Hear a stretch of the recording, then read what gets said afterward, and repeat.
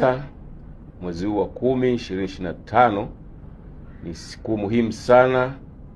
kwa taifa letu la Tanzania,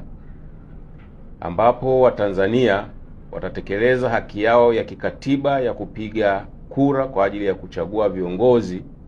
watakao waongoza katika nafasi ya urais,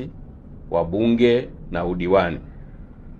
Jeshi la Polisi kupitia taarifa hii lingependa kuhakikishia wananchi na wageni watakaokuwa nchini mwetu kuwa hali ya usalama ni shwari sana na hakuna tishio lolote la kiusalama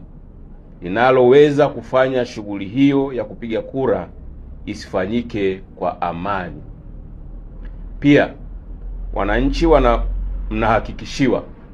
amani na usalama wa kutosha